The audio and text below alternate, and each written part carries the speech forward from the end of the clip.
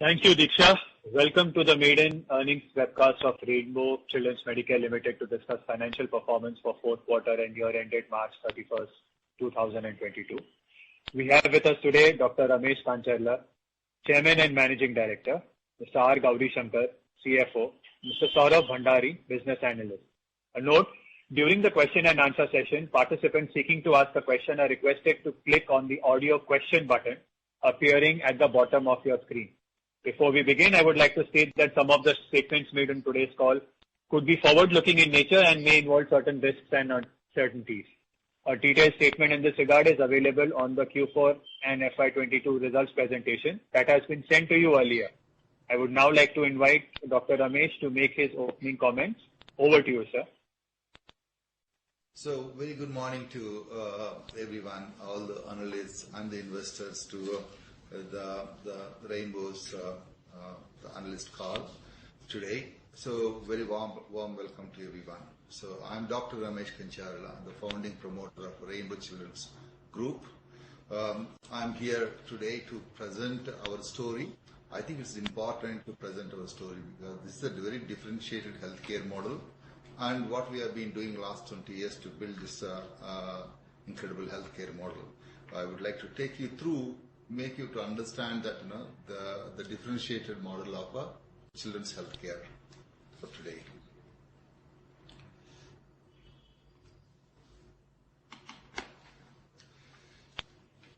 I'm a pediatrician and I went to UK for 8 years time. I did my specialty in City of London in pediatric gastroenterology, liver diseases and liver transplantation. So I happened to work in one of the world's best children's hospital called Great Ormond Street Children's Hospital and King's College Hospital, London. So that's where I developed a deep understanding of children's healthcare and also how bigger it could be. So with that deep understanding, and I've come back to Hyderabad, I saw an opportunity to do a children's hospital, and along with a few other colleagues joined me to kind of strengthen my shoulders. So the children's hospital is a very, very differentiated healthcare model because it requires a team concept, and also it's a child-focused environment, and also infrastructure is required. That's all about children's hospital. But over the last 20 years' time, we nurtured this concept and built. Today, Rainbow is India's largest pediatric healthcare chain with 1,500 beds, 14 hospitals in 6 cities. Our core offerings are pediatrics, neonatal intensive care, pediatric intensive care, pediatric multi-specialty services, pediatric quaternary care, including organ transplantation. Birthright by Rainbow is an integrated obstetric vertical and within the children's hospitals. It offers a complex and high-risk pregnancy care, normal pregnancy care, multidisciplinary fetal care, and perinatal genetics and fertility care. So we have in the year 2022 we have seen about 840,000 outpatients and well over 66,000 patients. 1/6 of them been admitted in intensive care services for both newborn and children's intensive care and treated successfully. And we have about 640 doctors. We deliver about 12,600 babies annually across our network. So one of our standalone fertility center been accredited for JCI recently. 6 of our hospitals been NABH accredited and 2 of them in the process. The 3 EDGE certified for our ESG initiatives. So the unique operating model consists of that focused child-centric healthcare network, which includes that complete suite of pediatrics and perinatal services. The children's hospital healthcare requires a multidisciplinary approach. This is how it's been built, right? 100 years ago, first hospital in Paris that recognized that the child-centric approach is the essence of children's hospital. So that's worldwide children's hospital been built on multidisciplinary approach, and we have taken the similar approach and built with a teamwork and working together to have a better outcomes for sicker children. hub and spoke model has been very, very successful for the wider city coverage. So it's most suitable for pediatric healthcare and as well as obstetrics, because the Indian large cities requires a hub and spoke model to deliver the care across the city. The doctor engagement model is very unique for children's hospitals. Most of the doctors are full-time to deliver 24/7 consultant-led service. So with these deliverables, we were able to kind of deliver best-in-class financials, high-end governance, and we are strong in on focus in ESG initiatives. So pediatrics has got a large addressable market. So all our hospitals are very child-centric, and we particularly focus on the environment within the children's hospitals.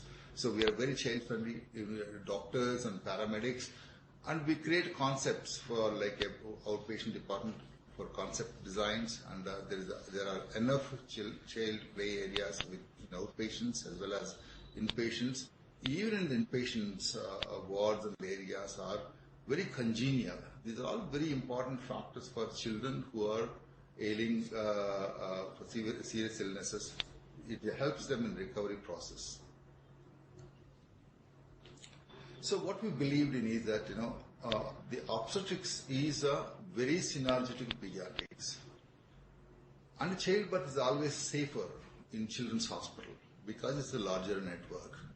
So we have seen that synergies and built a very robust perinatal services within the Rainbow network and integrated within the children's hospital. All our obstetrics team, majority of them are full-time, exclusively work for Rainbow, and there is a 24/7 coverage by the obstetricians along with the anesthesias to cover intensive care, maternal intensive care services.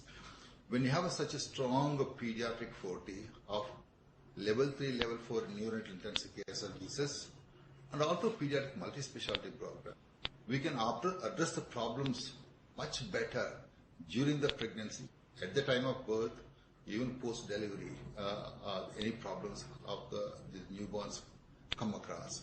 So the whole system is very synergistic, complementary, and seamless.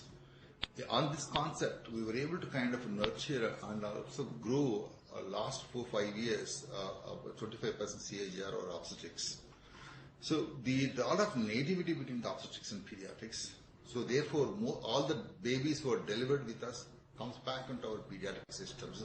This has been successfully going on, and we established obstetrics in all the pediatric hospitals wherever we are, both in hub as well as spoke. So what do we offer in the pediatrics? We offer complete spectrum of pediatrics, right from the primary care to the secondary care, like outpatient departments and vaccinations and seasonal illnesses.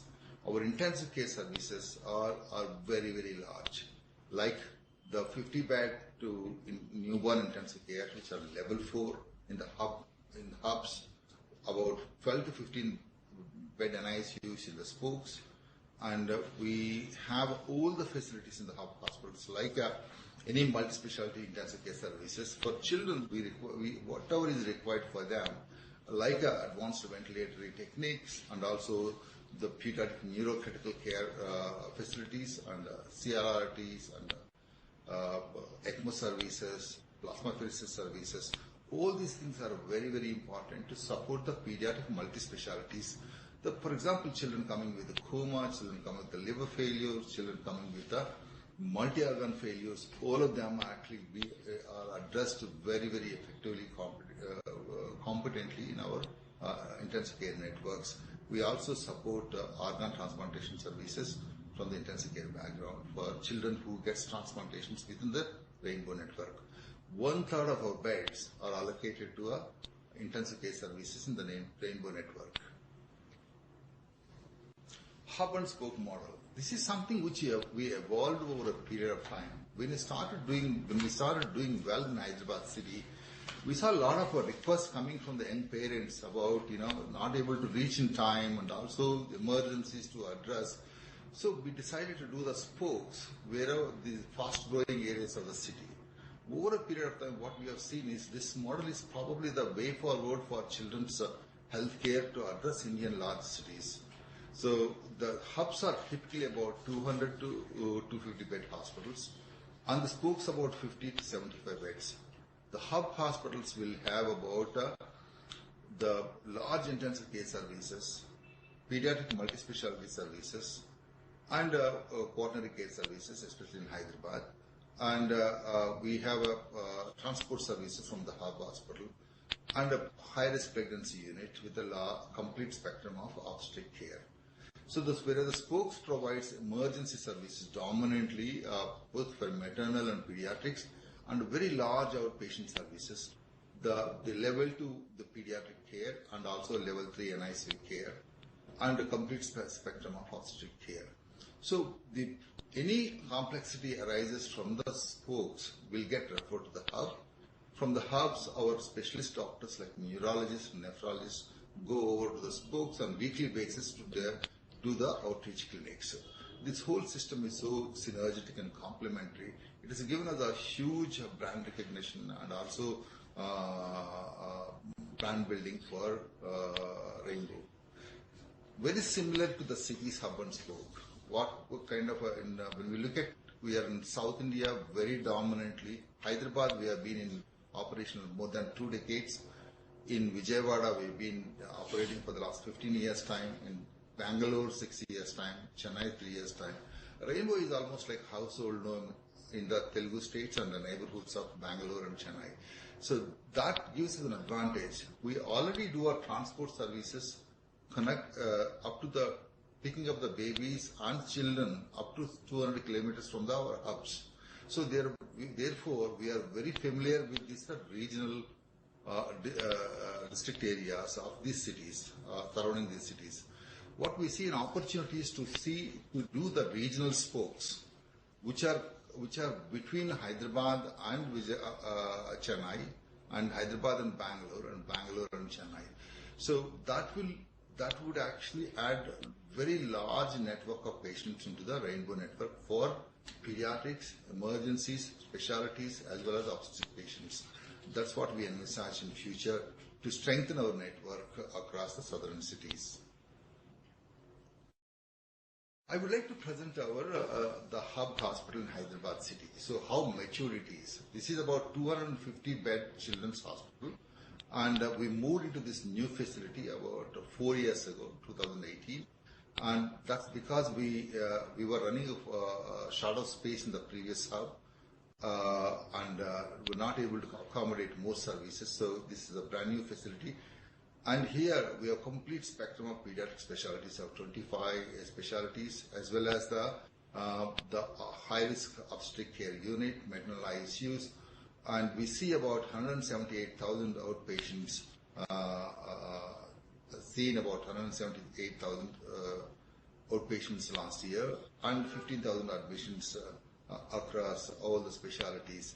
We have a matured the intensive care services here, like a newborn intensive care about 60 bed, level 4, and pediatric multidisciplinary intensive care about 30 beds, 7-bedded maternal intensive care, and all the matured pediatric super specialties. We also undertake organ transplantation in this center for the pediatric liver transplantation, renal transplantation, as well as a bone marrow transplantation.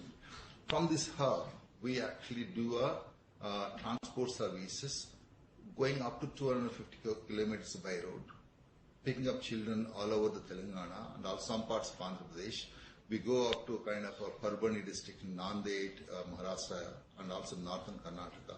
We pick up the children. We do about close to 700 transports a year from this hospital. And we have a matured academic program here. So for the DNB pediatrics as well as the fellowship programs. This hospital is probably a kind of one of the, we can compare this well-matured hospital in the United States, something like Cincinnati Children's Hospital or Detroit Children's Hospital. So both in terms of the ability to kind of do all the services as well as the results. So Pediatric Cardiac Institute. This is again in Hyderabad, very close vicinity to our hub hospital. This used to be our previous hub, and we converted this as a Pediatric Heart Institute. Institute. We're fortunate to have a very reputed cardiology and cardiac team joined us about 2.5 years ago. And with a reputation of Rainbow as well as the doctors, we were able to kind of do a very large number of pediatric cardiac surgeries and cardiac catheterizations in the last 2.5 years' time. We've seen about 22,000 plus patients as cardiac outpatients and over 1,000 cardiac operations for children and close to 1,000 pediatric cardiac catheterization positions. We also run a very unique program from the center, which is called a fetal echocardiogram program. This is to detect the cardiac anomalies in pregnancies. We not only offer this service for our hospitals, we actually offer this service across Hyderabad city. This hospital was EBITDA break-even in the first year itself because of its low capex, because it used to be our previous hub, and with our ability to drive the numbers in the first year itself. Doctor engagement model is very unique, and also we take the institution first approach. This is a very, very important for Children's Hospital. We always keep the institution first. An approach is because that patient we never feel that a patient belongs to us. I'm the ownership. There's no patient ownership of the doctor. It's a patient ownership goes to the institutes. That's how we have built our model. So we have 640 full-time doctors. Large number of our senior specialist doctors, very similar to my background. They've been trained pediatricians and they went across developed countries like UK, USA, and Canada, Australia, and done their specialties are intensive care services and come back and joined us. Why do they join us? Because we were able to build the hospital very, very similar to the Western setup. So people get attracted to come to us. And also we give a retainer to these doctors first 3 years for them to kind of have a kind of a good, better financial support. Once they start actually building themselves that, they all share the kind of a professional money. It's a very competitive compensation what we offer to the patients. So overall, 24% of the revenue goes to the doctor. So that's how I ensure being a doctor promoter.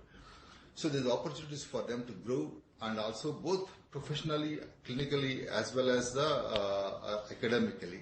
So we run our large, perhaps the largest pediatric training program in the private sector in the country.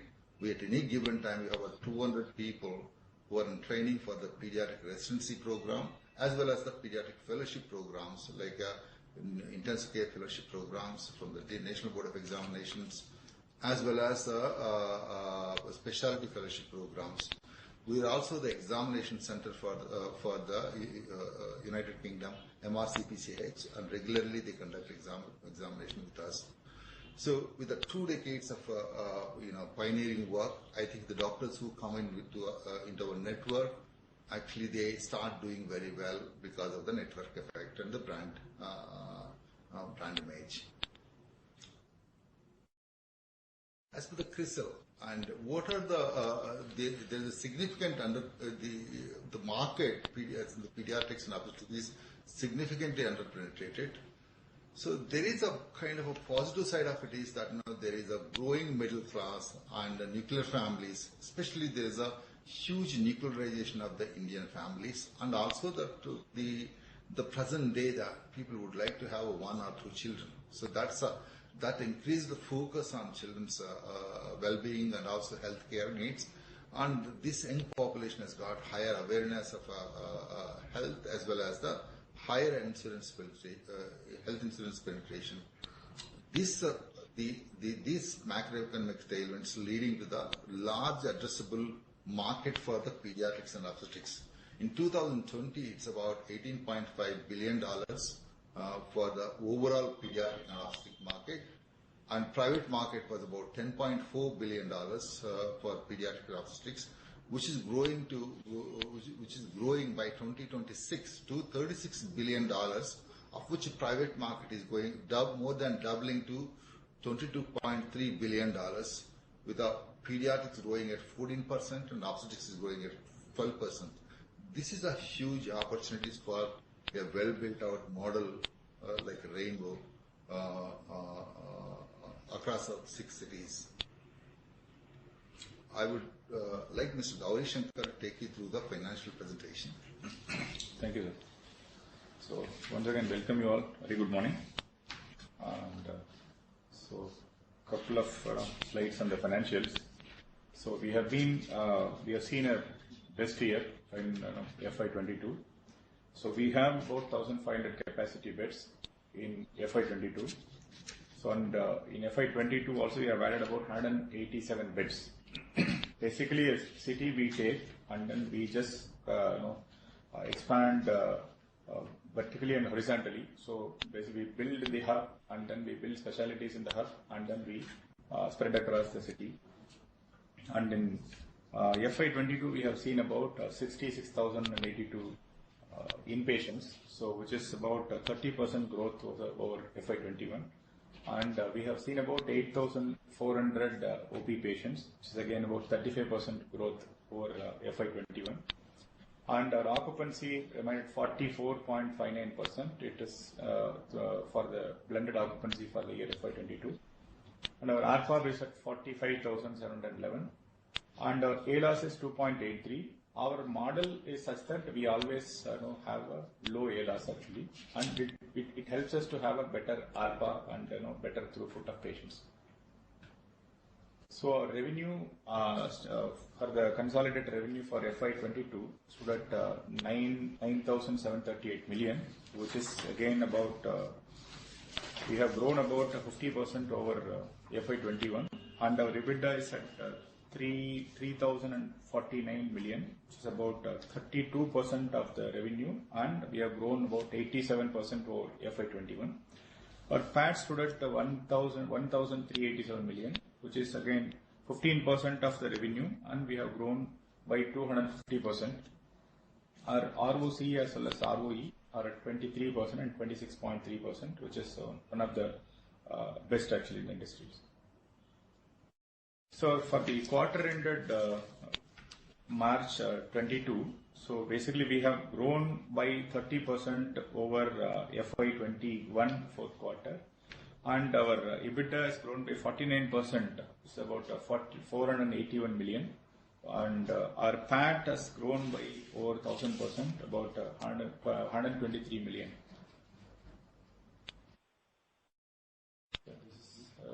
I think next week. Yes. So the governance wise,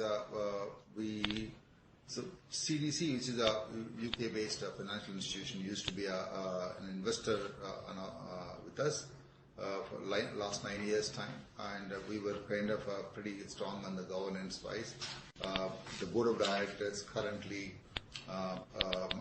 along with me, my colleague Dr. Dinesh Kumar Chirla is in the promoter group, whole-time director. He helps me in kind of a doctor recruitments as well as the concept manage the concept of teamwork.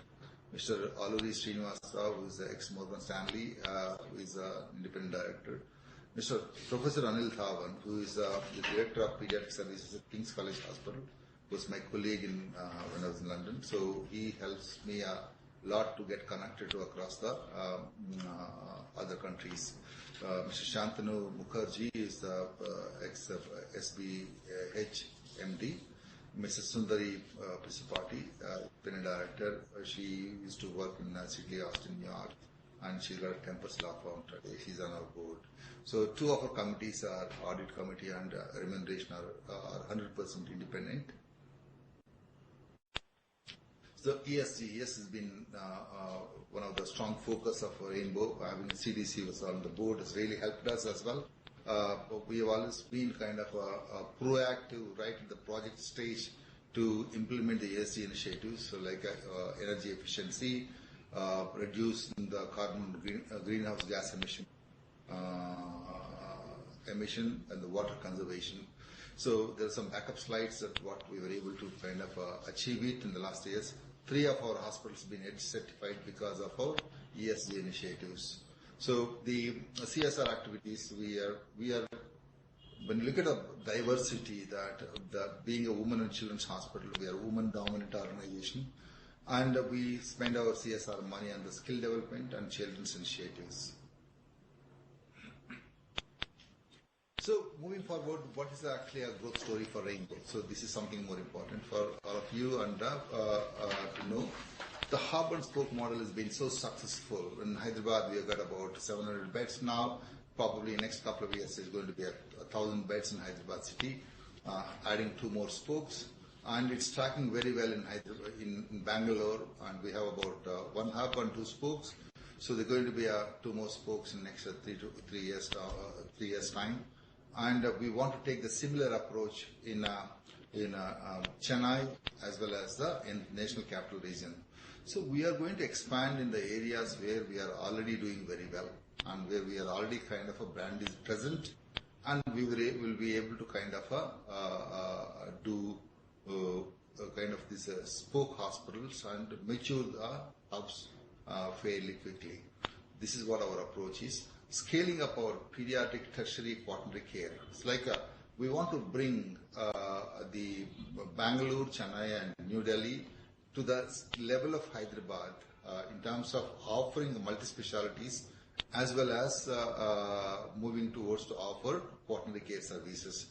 This is what is in the plans for next 3 years time to mature our hub hospitals to the tertiary quaternary cares. The focus on birthright, and so we have done so well in the birthright, and I think there is this differentiated obstetric model really helped us to actually to grow to address the high-risk pregnancies, because we being a children's hospital, and also we see a lot of patients getting referred for us from the districts as well. We are not only city-based hospital, a lot of high-risk pregnancies get referred to us. We also want to focus more on birthing experience as well, modern offerings going forward in the spokes. The focus on training is always been one of our main forte, because that is going to give us a strength as a hospital to middle grade cover, and also the nurturing younger doctors really helps us, because Rainbow is growing faster in the city, so we can actually recruit. We do recruit significant number of them back into our own system. So other geographical expansion, as I earlier mentioned, that regional spokes between the southern cities like Hyderabad, Bangalore, and Chennai, and we are going to expand the regional spokes in Andhra Pradesh and Tamil Nadu to connect these cities to have a better network effect. We are also exploring the Northeast. Why do we explore Northeast? Northeast is something which is kind of a very, very loculated and not much of pediatric healthcare facilities. So there are a lot of children coming across the country to right up to Chennai and Bangalore and New Delhi for the children's surgeries and specialty treatments. What we believe is that have a kind of a center, grow it over a period of time as a children's multi-specialty hospital in Northeast. So that will act as a kind of a gateway for us to kind of get patients for cardiac and bone marrow transplants as well as the quaternary care patients. So that's something which we are envisaging. I think one of the multi-specialty hospital has taken this view. They have been very successful with that. And digital healthcare. So we have actually one of the first hospitals about 6 years ago. We have started our HIS and SAP and Adrenaline HR platforms connect. We hosted on the cloud through the data center. So our HIS now, I think with what we have experienced in the pandemic time is that a lot of consultations have come outside our networks, including the Indian neighborhood countries for the pediatric specialty consultations. So we are at the moment work in progress for develop the state-of-the-art digital apps for the Rainbow Children's app application, and also patient apps with the AI-powered chatbots to better engagement and experience. And we are in the process of actually revamping our HIS system to offer bedside EMR and also exploring virtual ICU management for future.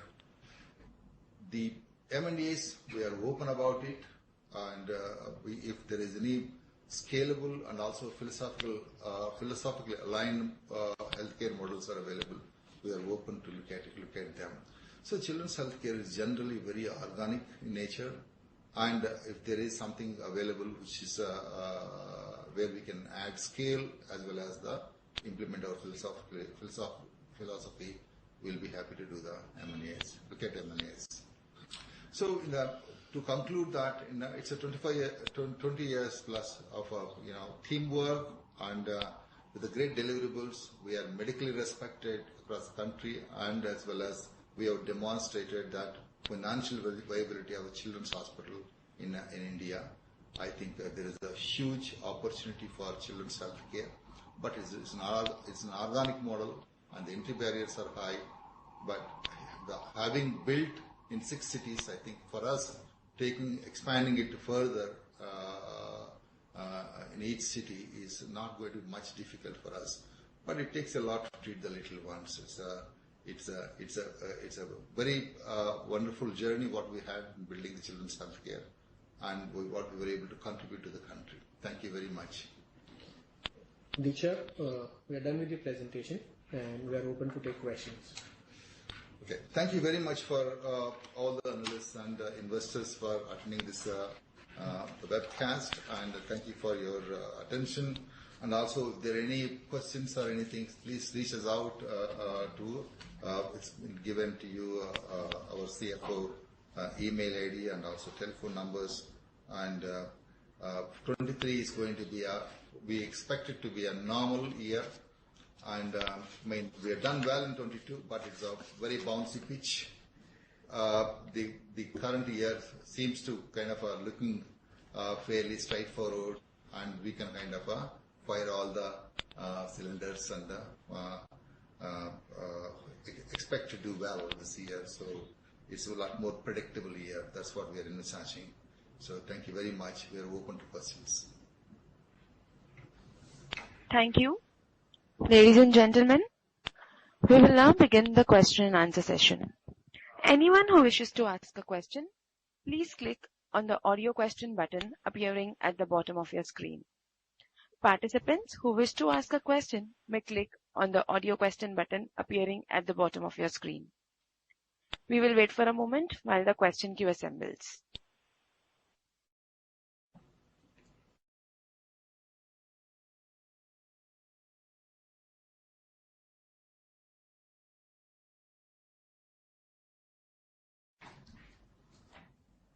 Anyone who wishes to ask a question may click on the audio question button at the bottom of your screens.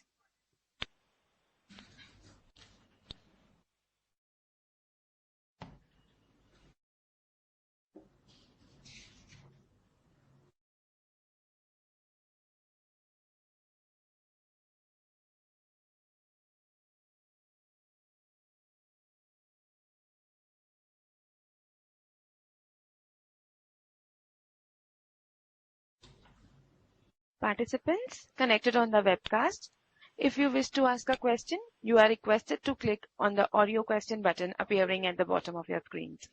We will wait until the question queue assembles.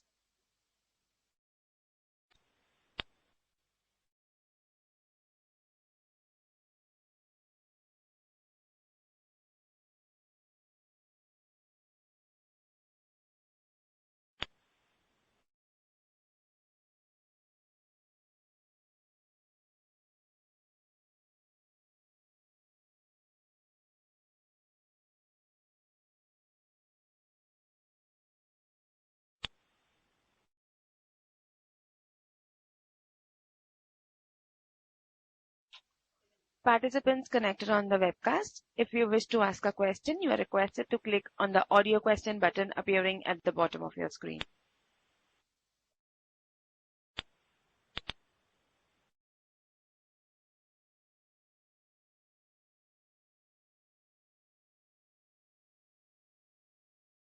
We take the first question from the line of Vivek Gautam from GS Investment. Please go ahead, sir. Yeah, am I audible? Yes, go ahead. Yeah. So, I wish CTC got a very good exit from the IPO at a very good price. And fortunately, most of the retail investors and even the HNIs who invested with the new allotment norms of 10 lakh plus application are sitting on big loss. I wish the late managers would have been considerate enough to leave something on the table for the large number of investors who invested for the first time and sitting on loss. When we can hope to recoup at least the IPO price, number one. Number two, how scalable is this business model? And hospital scalability is the concern many are having, and because of which the growth factor in hospital is sort of less. And as our capacity utilization over last so many years has not crossed 50% overall. Delhi side also the operation I believe are still in loss. So by when we can hope for a turnaround? Yeah, Mr. Gautam, thank you very much. I empathize with the people who are not able to make something. See, the valuation and those things been actually BLRMs actually have come back to us, and also after discussing with the investors and the anchoring investors, it was probably not entirely my decision, and the intent was not anything negative. So we hope to create wealth for the investors in future. And in terms of this, the scalability of this model, yes, it is a highly scalable, but what it requires is the patience. But children's healthcare cannot be aggregated. You build a hospital, get 10 doctors and start building it up. That's not going to happen. Because it is we deal with the digitally native patients, number one. Number two, they know where they're going, why they're going. Second is that, in terms of need and necessity of children's healthcare is huge. For example, in Hyderabad city, that we are about 700 beds currently now, and I think our estimates about we require 1,000 beds in next couple of years' time. We are continuing to grow. It's tracking well in Bangalore. So currently we are in Hyderabad, Bangalore, Chennai, and New Delhi. So we plan to expand about in next 5 years' time about 1,000 beds. The most of these beds are going to be almost 75% of the beds are going to be in these networks to building the spokes and strengthening the hubs. So we are not going to do anything challenges. If we look back our past for the last 5-6 years' time, we have gone to Bangalore, Chennai, and New Delhi. So we continue to maintain our profitabilities all along our expansions. So moving forward, that the way we kind of are going to expand and the spokes, typically the spokes would not take a long time to kind of a break even. So I'm sure it's going to be a much more comfortable ride for Rainbow the next 3 years time, adding more spokes. Utilization level, sir? Bed utilization, when can it increase? How much can it expect to go up to? Okay. So in terms of utilization, we as a children's hospital and also perinatal services, we are dominantly depend on the private insurance and the cash. Very less government programs we could do it. That's which is why we break even at the lower occupancies. Our occupancy is about in a steady state in a normal year was about 56% in 2020. We expect to cross over 20 or 50% this year in a blended occupancies. So one of the things is that we kind of our occupancy levels, we have very differentiated areas. For example, almost 20% of our beds are newborn intensive care beds. So we can't accommodate any other patients in that. Even same with the pediatric intensive care. So in a mature state like in Hyderabad, where we reach up to 70-72% of occupancies. So when we do about 55% of occupancies, we do extremely very high revenue as well as profitability. So that's how trajectory we are looking at it. Okay, sir. Thank you. Thank you.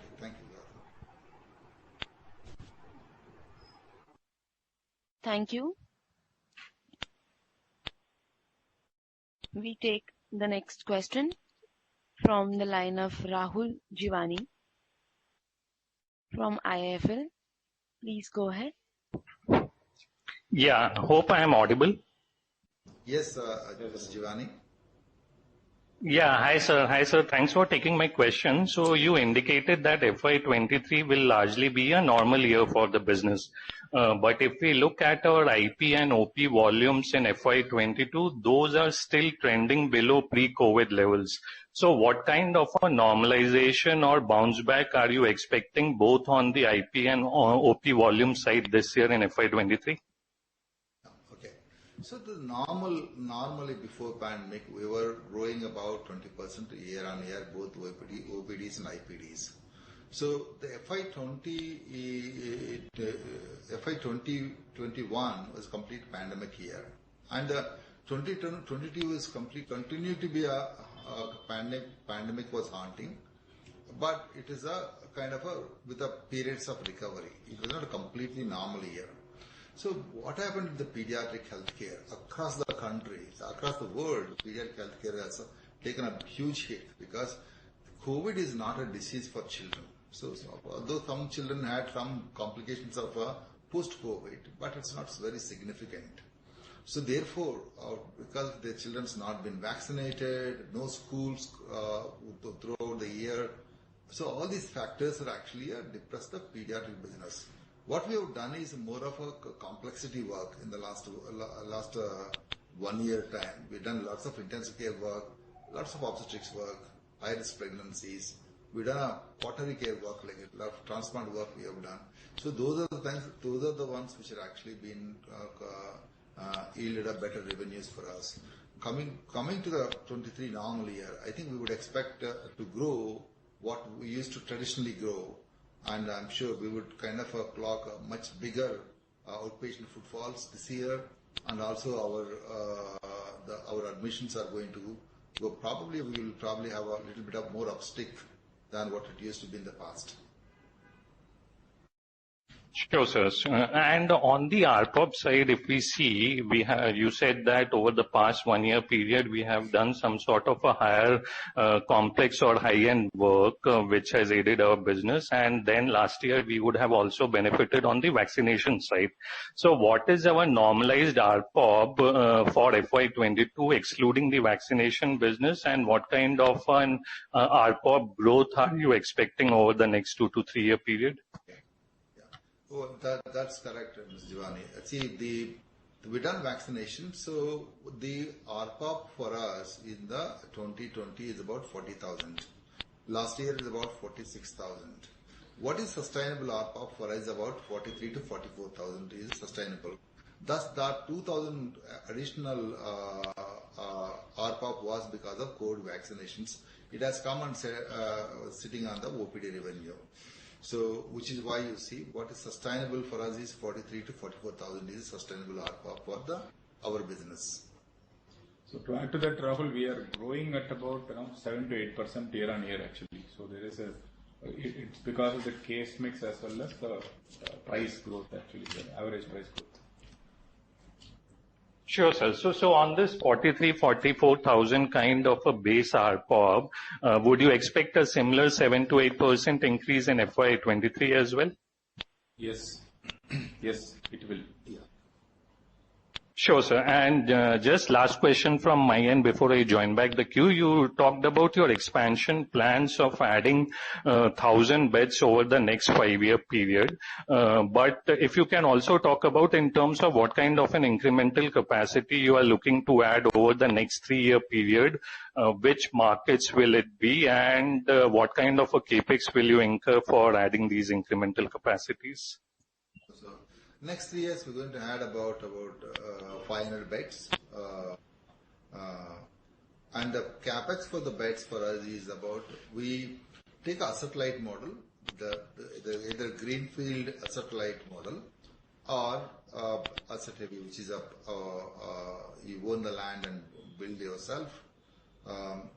Asset-light model, it's about, for hub hospital, costs about 60 lakh rupees, where the land and building belongs to the developers. And we do the interiors and medical capex and those things and run it. We engage them with a 20 plus the 10 years of long-term lease, registered lease. That's how we are looking at it. Spokes would cost about 50 lakhs per bed. So to add to that, Rahul, we are expanding in the existing location. Basically, next 3 years we are going to add about 500 beds. So in Hyderabad, Chennai, Bangalore, and Delhi. So these are all the locations, and mostly they'll be like spokes only. Okay, so all these incremental 500 beds over the next 3-year period will all come in our existing markets only. Yes. Yes. Which is why And in terms of which is why we're pretty confident about, we know already local factors. For example, in Hyderabad, we wouldn't take any time to break even. Bangalore, probably 12 to 18 months we'll be able to break even. Chennai, we've done extremely well in Chennai. We're very patient in Chennai market. So NCR, we are going to the areas where there's more of a young population. So I think we are pretty well poised in that way about our expansions our next 3 years and also 5 years of expansions. Sure, sir. And on this break-even which you spoke about, so we have seen that our break-even, at least in Hyderabad, Bangalore and Chennai market, has been good in the past as well. But for Delhi, previously it took us some time to achieve break-even in that territory. Now with this incremental capacity that would come up in the Delhi market, what kind of a break-even time period are you looking at, and have you done any strategic changes in the Delhi market to improve our operations there? Okay. So I think you're right that Delhi definitely it's completely a new city for us, and also that our doctor engagement model was very, very new to Delhi. So we took some time to convince doctors to engage in our model, number one. Number two is that by that time we entered in third year that Delhi hospital, we were hit by COVID, and also local Delhi government made this as a children's hospital for COVID. Whereas the COVID was there on adults, not much in children. So that's why we took an extra year for break even. Then 2022 we had a break even of Delhi. So it took a year extra. I think that's quite understandable because of the pandemic. So moving forward in Delhi, that we have done our diligence and we know the geographies which probably going to be much easier for us to maneuver because where there's a lot of young populations, places like Gurgaon and Noida are the ones which are actually working on those areas. Sure, sir. Thank you. Thanks for answering my questions. Thank you. We take the next question from the line. The next participant is Mr. Pritesh Chheda from Lucky Securities. So you may please go ahead with your question.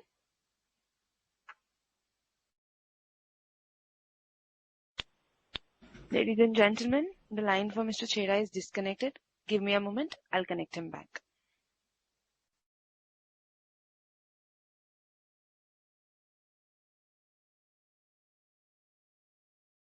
Ladies and gentlemen, please be connected while I am connecting Mr. Chheda back to the call.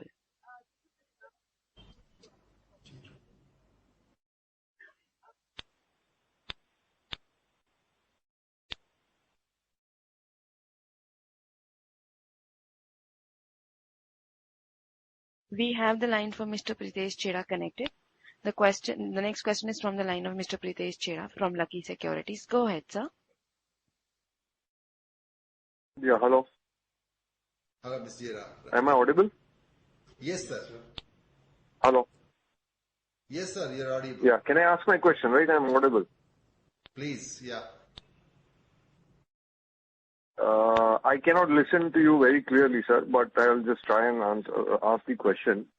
So on the utilization side, among the investor community, there is this confusion whether theoretically and practically can your hospitals reach plus 70% or 70% utilization. If you could comment there, and let's say a matured hospital in Hyderabad with 700 beds that you have, you keep on mentioning that city is more matured for us. So what kind of utilizations have you reached in Hyderabad, and can that be, can that be looked at for other facilities? That's my question one. My question two is, it would be helpful if you could give us the pre-Ind AS margins for your hospitals or for your business in FY22. I think the reported which you mentioned is 31%, but what would be the pre-Ind AS? Okay. So the first question, utilization. So yes, Hyderabad we reached about 70% of occupancy. That's probably a maximum we could reach. I'll tell you a couple of important things why our model has this kind of occupancy levels as opposed to multi-specialty hospitals. Number one, multi-specialty hospital has got a lot of government business, varying varies to each group, 15 to 20% or 25% government business. So our government business is almost literally very, very small and negligible, number one. Number two is that we have some degree of seasonality in the children's hospital. Like a first quarter, it's always an examination time in the March time. So the first quarter is always. Sorry, your line missed. Which quarter is lower? First quarter is we First normally time? have a. Yeah. Oh, can you hear me better? First quarter, Q1 is going to be holidays time. Okay. And the Q4 is going to be exams times. So these are the quarters. Generally, our pediatric business tend to be lower. So this is true for anywhere children's hospitals. So our Q2, Q3 will be the busiest kind of quarters for us. So the number one is that the seasonal variation. Number two is that we don't do government business. And number three is that we have a very differential areas within the hospital. Like a newborn intensive care services, which has got a secluded areas where you cannot squeeze in any other patient. Because children have got a multiple, areas, newborns, children, intensive care services, and you got the mothers areas also. So there are differentiated areas are there. Therefore, we cannot kind of accommodate. For example, our newborn intensive care beds are about 18% of the total beds. So where we cannot admit either woman or a child. Pediatric intensive care services again, then we So cannot can I admit. intervene here? Yeah, please. So what you're mentioning is also true for Hyderabad, right? It's not that it's not untrue for Hyderabad. It is true for Hyderabad. It is true everywhere as a Yes. pediatric business, right? Yeah, right. That's right. Right. So That's right. despite all these hurdles, Yeah, which is why it's a Hyderabad.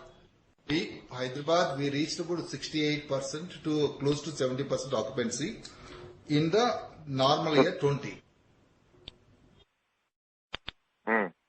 So my question is simple, sir. Your business, irrespective of whatever constraints in the form of no government business and beds being largely meant for children or adults, can it theoretically and practically reach the 68-70% occupancy when the hospital or the region matures, just like Hyderabad? Yeah, sure. We can get up to 68 to 70% occupancy in the mature state. Okay. So your second question is despite the quarterly cyclicality. Yes, Mr. Pritesh. Actually, So despite whatever constraints you mentioned, right? yes, we see the one thing is that we have been adding beds year on year, so that's why you are seeing that it is 56% in FY20. So once you see Hyderabad, that hospital, matured hospital, it is reaching about 70% the blended occupancy, including the season or non-season put together actually. So that is on the occupancy. And the second you ask for pre-Ind AS margin. So pre-Ind AS margin is about 26% actually. 26. So because 26%. So the Sorry, sir, we missed your number. 26. 26% actually margin. Okay. And sir, there is a 20% price rise which insurance companies have taken in Q4. When this will play out in your numbers? It's already effective from 1st of April. Yes. It's effective from 1st of April. It is effective from 1st of April. Yes. So on 50% of business, there is 20% price rise, right? No. So I'll just tell you. So basically, it's on the insurance, which is on the inpatient revenue. So when you look at the total revenue that we do, about 30% of our revenue is outpatient, where the insurance price hike will not be applicable. So on the 70% of the business, the insurance price hike is applicable. Now, if we were to break it further, the price hike that we have got of 20% plus is in our New Delhi, Bangalore and Chennai market, and in the Hyderabad market it is slightly lower than that. So blended we are likely to get. Now I have missed the other part. You said 70% of the business is inpatient revenue, and on that 70% of the business there will be a price increase on account of insurance, right? 70, whatever the insurance component is. Correct. Right? How much would be that? Half of the 70%? Yes. So half of the 70% business, which is 35% of the overall business, on that the insurance price would be applicable. Now, if you look at the 20% that you have asked in the question, we have got that in our Bangalore, New Delhi and Chennai market. However, in the Hyderabad market, it will be slightly lower than that. So our blended increase in the insurance would not be exactly 20%, but will be slightly lower than that. 20% price increase is across the country, right? Now, whether you are at a lower base in Hyderabad and a higher base in Chennai, but 20% is 20%, right? That's how we have to view it? No. So you have to view it. See, each micro market have the insurance separate nodal insurance companies. So in the Bangalore, Chennai, but have they given the 20% price rise for us? Have they given 20% price rise for a certain city, or they have given 20% everywhere?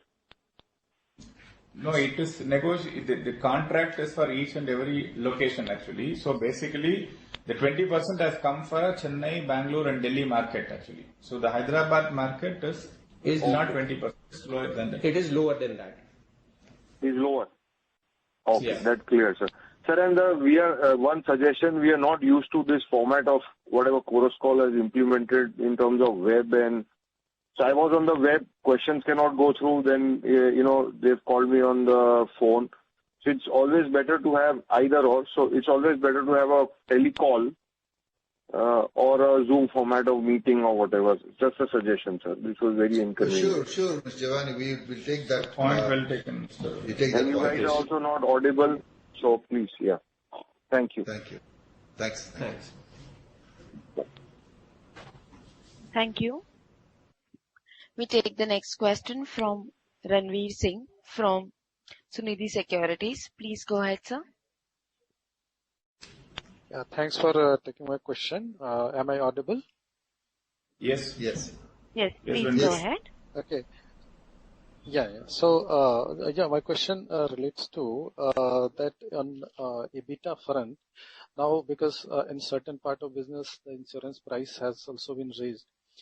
So, and because we have a seasonality in Q1 and Q2, you said has been a weaker. So just to understand how in FY23 or 24 our EBITDA margin pre-IND is likely to be, would we look like?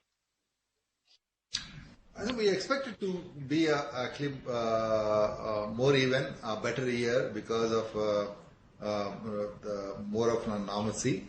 So what we were kind of growing before pre-pandemic was year on year about 20%, both in terms of numbers as well as the top line and EBITDAs. So I think that's what we've been, our business has been. So moving forward, 23 is, I think, it's difficult to give a kind of a guidance very accurately, but we expect to do well. So at least indicatively, because there's a lot of moving parts, price, cost size also has increased. So whether the level we achieved in FY22, that also included some vaccination related, upside. So on that level, we would be looking positive or negative from here. So that at least we'll definitely be positive because we know what we are business wise is a more predictable year in terms of numbers and in terms of all the kind of the business drivers would be are very positive for FY23. So I wouldn't see anything major negative factors to business unless something else comes and as a major event. And am I heard correctly? You said that ARPO would increase by 7 to 8% going forward? Yeah, around 7%, 6 to 7% increases normally year on year because of the pricing as well as the case mix. Okay, and the growth we are talking about is from base business, or we are including the bed we would be likely to adding in FY23? So the current year unlikely to be many major bed additions. If some projects which are in the pipeline may come in the last quarter into business, but otherwise the beds will remain to be a constant till last quarter. So therefore there is no kind of it may come in a last quarter, maybe a month or so, but unless the projects get done earlier. So 500 bed addition, maybe by after a couple of years that we should assume. No, this 500 beds we are adding in next 3 years actually. 3 years. So this year we are expecting about there is addition in Hyderabad and Chennai to happen, and next year again we will have Chennai, Bangalore, and then Delhi also. So like in 3 years it's spread out. Fine. And on M&A strategy, we have good amount of cash there. So I have what kind of target would you be looking at? So it would be like a geographical diversification we are looking at the existing location. We'll be adding more units. So if you could give some more light on it. Yeah, Mr. Ravi, we just got the IPO done a month ago, so. We just need to, first thing what we have done in the last few weeks is to see that our 500 beds expansion in the next 3 years' time. So by and large, actually, we are very clear about these beds, when are they going to get added, all those things. Now, you're right, absolutely, we have cash on the balance sheets and we're going to generate more cash. So there is an opportunity comes around for us, especially in the geographies where we are not there. So that would be kind of a route we might kind of take it. So I would want to give a kind of some time to understand what. See, we have been building our business very organically. With whatever the acquisitions we look at it, definitely they have to be a beneficial to the one is concept and a philosophical alignment. Number 2 is where we can add the scale and also take that as a kind of an anchor and build it around in the new cities. This is something which kind of a thought process which we are going to brainstorm in the next 6 months, 9 months time. Okay, fine. Thank you and all the best.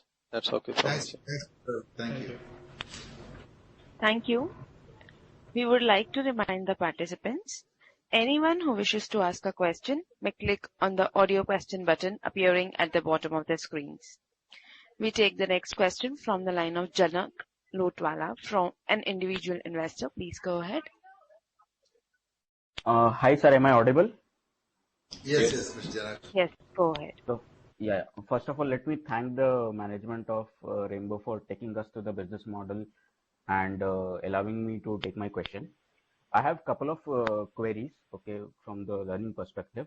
My first question is, in one of the slides, sir, you mentioned that the blended industry growth rate is projected to be around 14% CAGR over by 2026.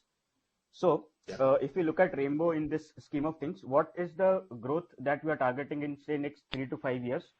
One. And around it, the second sub-question to this is, the EBITDA margins that we see are moving around from 19% to say 38 and subsequently in the 20s now. So what is a normal EBITDA margin to be considered for our business going forward? Any broad pointers on that? This is my first question. And yeah, I had one more query, but I'll take that after this. Okay, the first one is the first one is on the. Okay, we say industry is growing. So industry is growing at. If you look at the geographically, the West is growing about 6-7% in the Western country, developed countries. The countries like us, which is a rapidly growing country, both economically in every aspect. It's our 14% for pediatrics, 12% for obstetrics. So the rainbow has been growing for the 20% for the last 8-9 years time. So that's what we have seen the growth. So I would expect it to continue the growth in a similar fashion. I'm optimistic about it. So in terms of your next question about EBITDA margin. EBITDA margin, I think what's been sustainable EBITDA margin for Rainbow is about, if you look at the pre-Ind AS, about 24-25% is sustainable margin. Even in a growing stage, when you're adding beds also, that's what we have been kind of in the last few years time.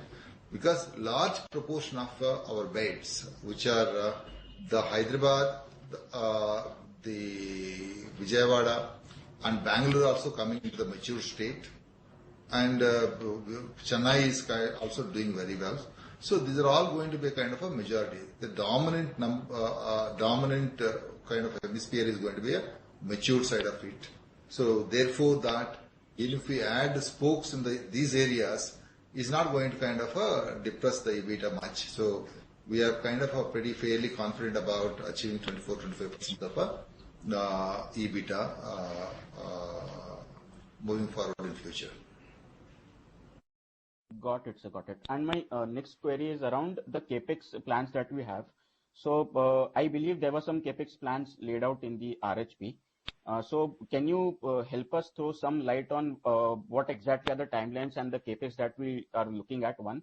And second, for this capex, we have some cash and cash equivalents of 180 crores. So what is the capital allocation? Will this capex be funded through the internal accruals, or are we will it be through debt means? How is this going to shape up? See,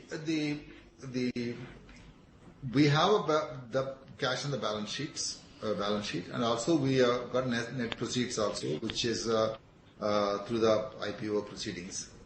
So the next 3 years time, what we're going to utilize is what we've been kind of said in the DRHP and RHP. From the net proceeds is going to be next 500 beds are going to be done. Second important thing is that we are, as earlier question saying, that we have an opportunities to explore how to spend this money, and also that we are envisaging that NCR area to do some of the hospitals. So we are open about doing some of the greenfield hospitals to kind of wherever there is the capex bed is going to be a kind of not significantly varying when we take the greenfield hospital. So essentially what we look at it is that whether the cost per bed, whether if it is our own hospital or versus a rental hospital, we are working on that. Wherever there is a real estate cost is low, we probably would like to do some of those hospitals to get them into the pool, our own hospitals. Janak, basically we are adding about 300 beds. That's what we have, 500 beds in next 3 years. That is what we have stated in the prospectus and offer documents. And we are going to get about 170 crores, and we are going to use the proceeds for repaying our existing debt of 40 crores. And then that will leave us about 170 crores, and we have about 200 crores available already in the balance sheet. And this expansion of 500 beds requires about 300 crores. So this year also we will generate, because there is a cash surplus, we will generate operating cash flow. So this cash is enough for this 500 bed expansion, and we don't need to go for borrowing anything additionally for this. Got it. So sir, one sub query to this, when you said greenfield expansion, so I had 2 queries. So when we say greenfield, so what is the typical break-even time that we look at for Rainbow? One. And second, you have envisaged that you will be expanding into the northeastern markets. Okay, so again, the same query over there. What kind of break-even can we expect when we look at expanding into newer territories where we have little presence? Well, I think it's very difficult to predict. I think like any other hospital, any greenfield or newer city expansions, whether it's greenfield or brownfield, it will definitely take 3 years. 3 years is something what we envisage. So depending on the local conditions, other factors that it might take longer also. But 3 years is, if you do 3 years of break even, I think we are done. We see that it's done well. So for the northeastern markets, where do we look at starting the greenfield? I mean, so any particular timeline, or it's still being evaluated? It's an early phase. We are actually doing a diligence, and we take a call soon, probably in the next 6 months' time. And it's not going to be a very huge hospital right in the beginning. It's going to be a kind of hospital which is going to first take it 100 beds and have the scope for expanding in future. So it's a newer market, so therefore we are cautious about how to go about it in terms of capex, in terms of timelines and periods and those things. So we definitely are positive about it, Northeast, but the time is there for to kind of have more specifics. Got it, sir. Thank you, and all the best for quarters and years to come. Thank you. Thank you, Mr. K. Thank you. We take the next question from the line of Alankar Garude from Kotak Institutional Equities. Go ahead, sir.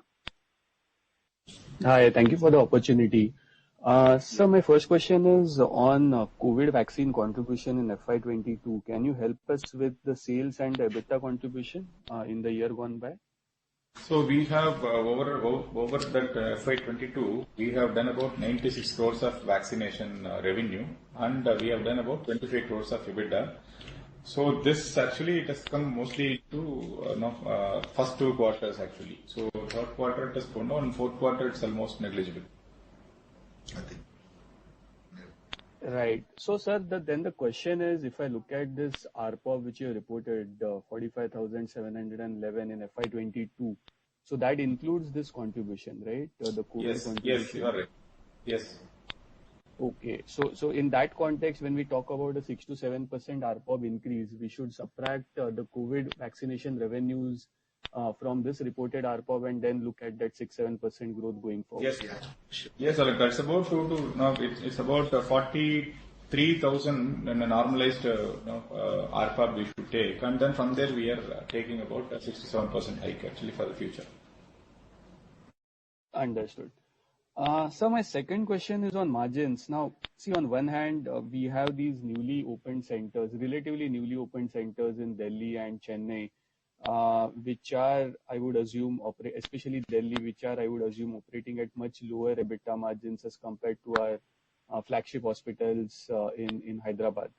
So, and then we are also looking to add about 500 beds, almost 33% capacity in the next 3 years. So how should we look at the interplay between these two when it comes to margins over the next 2 to 3 years? So what happens is actually, when we look at Chennai, we've done extremely well. The second year we repeat a positive. Third year we are talking about, we've done about 26% EBITDA third year in Chennai. That is actually excellent performance in Chennai. What we are able to do in Chennai is moving forward, of course, we always look at a blended occupancy and a blended EBITDA. That's been our way of looking at it always. Since we are adding these beds, most of the beds, for example, if you look at a landscape, what we are adding, we are doing 2 centers in Hyderabad. There's going to be 160 beds going to be added in Hyderabad. There's going to be around 140 beds in Chennai city. There's going to be 110 beds in Chennai. And then we are looking at Delhi, exploring the opportunities, still not finalized anything yet. So in these cities, whatever the last center, what we have done in Bangalore, that was break even in 14 months time. So in Hyderabad, if we do a center, probably we don't need any time to break even because we are doing for demand. So which makes us to go very confident about the next 3 years horizon that we are not doing outside the state. And also when we do the spokes, when we do hub and spokes, quite a bit of optimization also comes because in terms of manager cost, other costs and those things. So we don't see a kind of a major challenges in break even of these spokes. So when you go to definitely new city and whether it's a greenfield or brownfield, depending on the size of the hospital, it would definitely take 3 years' time. So that's what our experience so far been. So, sir, in that case, yeah, sorry, sir, go ahead. One additional point for children's healthcare is that we have always grown very organically. When we took at what is our model is we are a hospital-based pediatrics, and we focus a lot more on caring for sicker children, building up intensive care services, and then start building up specialty services. It is a process which cannot be kind of fast-made. Unlike multi-specialties, do you get teams to come and join you to do the business from the 3rd month, 4th month? No, it's not there. You don't have that big teams established who have got business. Number 2 is that, we can't bring the pediatricians who are general pediatricians and make your hospital grow, because they are more of office practice pediatricians. Therefore, it's a very, very organic model. It takes time. It cannot be really pushed. That's in a way for Rainbow huge advantage, having nurtured and built to this level. And also we can't, which is one of the reasons that we have to be very carefully curate when we go into the newer cities. So currently we are in an advantage position because they have a cash on the balance sheet. You got a net proceeds, money is there. When we go into kind of some acquisition, which are aligned acquisition comes in, that we can build a newer city 40. But however, that there is a scope of 1,000 beds for us to do in an existing network, where we can build much more stronger and larger, like Hyderabad, is probably a kind of makes more sense for our organization to move forward. Fair enough, sir. So, sir, if I have to just summarize what you said, so given that most of our expansion is happening, at least over the near term, is happening in our existing cities, we can definitely expect some kind of margin expansion over, say, the next 2 to 3 years versus the 24-25% pre-Ind AS levels which you mentioned earlier in the call. Is that a fair assumption? Yeah, I think so. Yes, actually. So there are most of the units already are all matured, and matured units contribute a better margins. And then our expansion also, since on the existing locations, so definitely it'll not be margin dilutive. Sure, sir. And one final request. So we haven't really shared any cluster-wise details in our presentation or the press release. Would be really helpful if you could share those as well going forward, because given that there's such a big difference in the profiles across some of our cities, would be really helpful to analyze and forecast going forward. Thank you. So we have not done that granularity so far, sir. We have not done that kind of granularity so far. So we'll try to work on that, how kind of dissect things, present it to kind of a better understanding for us as well as you. Right. So, sir, maybe even just the operating metrics would be helpful. Even financials I can understand, but maybe if you could share the operating metrics, key operating metrics of each of the clusters would be really helpful. Sure. So next time on we'll do that. Sure, sir. Thank you and all the best. Thank you. Participants who wish to ask a question may click on the audio question button appearing at the bottom of your screens. We take the next question from Amit Bhatt from MIT Engineers. Please go ahead. Hello. Yeah. So please. go ahead, please.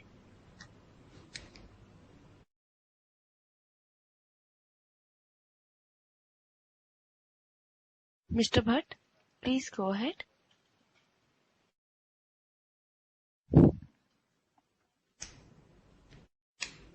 Mr. Bhatt?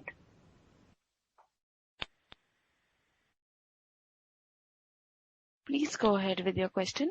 Your line is unmuted.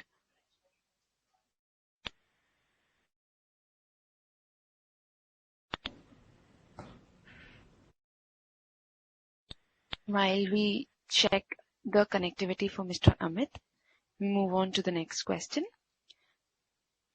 Reminder to the participants, Anyone who wishes to ask a question may click on the audio question button appearing at the bottom of your screens. We take the next question from the line of Ranveer Singh from Sunidhi Securities. Please go ahead, sir. Yeah, thanks for follow-up.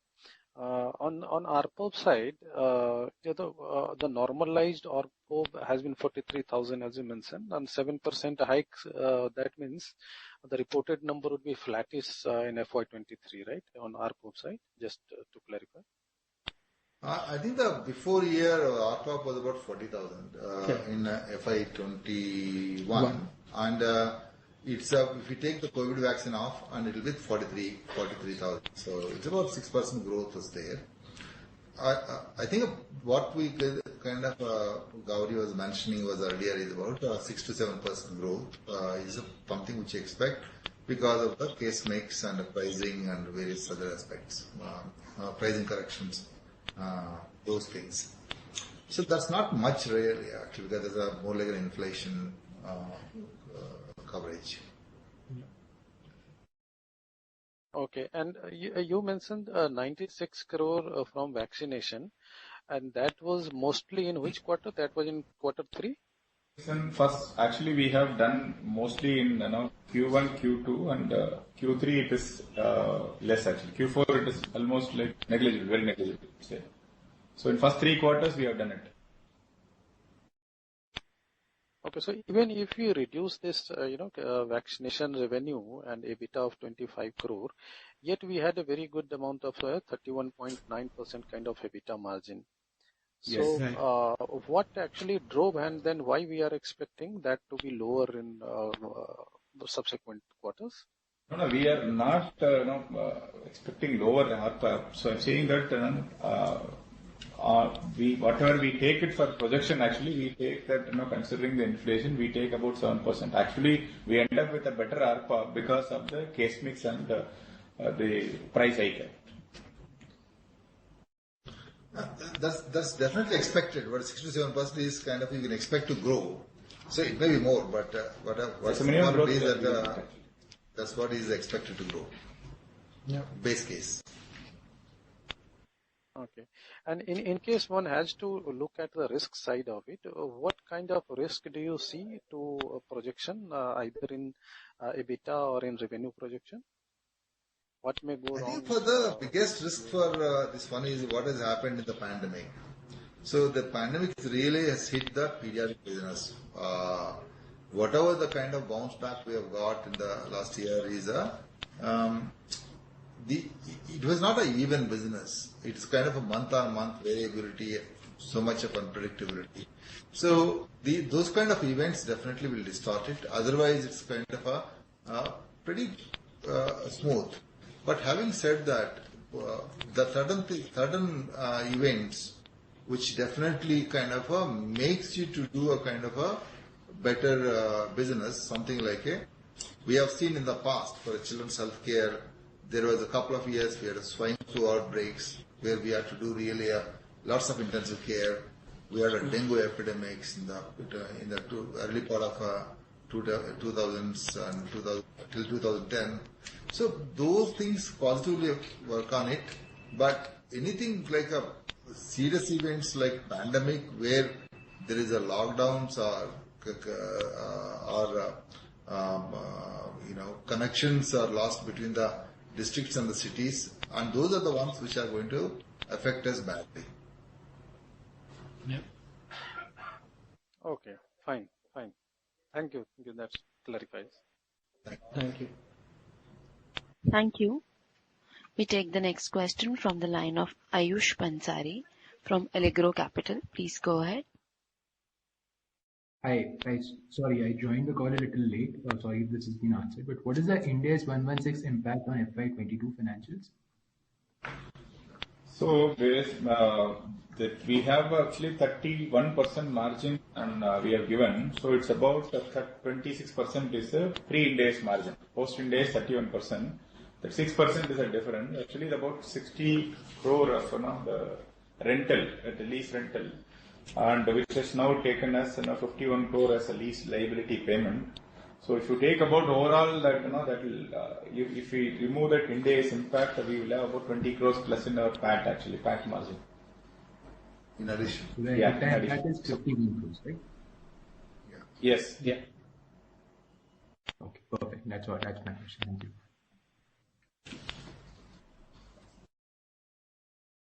Thank you. We take the next question from the line of Janak Lotwala, an individual investor. Please go ahead. Hi, sir, for allowing my second round of question. Sir, just wanted to understand from you, in FY22, is it fair to say that there was some element of pent-up demand post the COVID?